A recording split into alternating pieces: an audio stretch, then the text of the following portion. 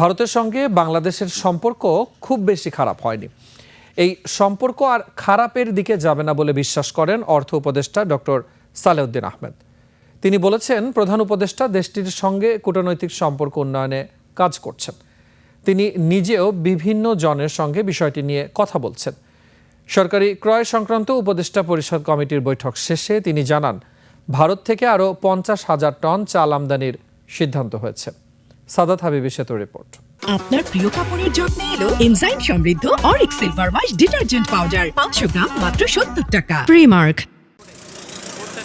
মঙ্গলবার বিকেলে সচিবালয়ে সরকারি ক্রয় সংক্রান্ত উপদেষ্টা কমিটির বৈঠক শুরু হয়।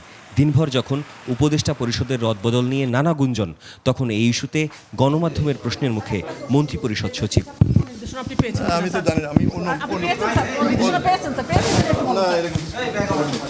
এদিন সরকারি ক্রয় সংক্রান্ত উপদেষ্টা পরিষদের বৈঠকে মোট 24টি এজেন্ডা আলোচনায় হয়। অবকাঠামোগত উন্নয়ন প্রকল্পের অনুমোদনের বাইরে রোজাকে সামনে রেখে তুরস্ক থেকে 10,000 মেট্রিক টন মসুরের ডাল, প্রায় 5.25 লক্ষ লিটার তেল, 1,30,000 মেট্রিক টন সার আর ভারত এবং পাকিস্তান থেকে মোট 1 লাখ মেট্রিক টন চাল আমদানির সিদ্ধান্ত আসে বৈঠকে। যে আমাদের যে ট্রেড আর পলিটিক্সটা আলাদা করে দেখতে হবে।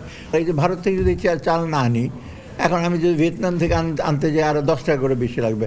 এই সিদ্ধান্ত যখন সরকারের, ঠিক একই দিনে ভারতীয় হাই কমিশনারকে তলব করে নিজেদের প্রতিবাদ জানিয়েছে ঢাকা। দুদেশের সম্পর্কের অবস্থান নিয়ে কথা বললেন অর্থ উপদেষ্টা। বাইরে আপনারা যত শুনেন কি হয়ে যাচ্ছে কিছু কিছু তো বক্তব্য আসে, এগুলো তো আমরা কন্ট্রোল করতে পারবো না। আপনারা তো আবার প্রেসের স্বাধীনতা চান। একটা বড় গ্রুপ অ্যান্টি ইন্ডিয়ান, না সেটাই আমি বলছি। এগুলো যারা বলছে এগুলো তো আমাদের জন্য একটু কমপ্লিকেট করে ফেলছে।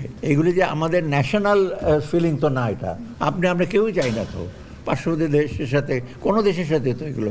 এমনকি দুদেশের সম্পর্ক উন্নয়নে কাজ চলছে জানান অর্থ উপদেষ্টা। ভারতের ব্যাপারে আমাদের চিফ অ্যাডভাইজার রিচড আউট, উনি থাকা এত ডিটেল বলা যাবে না।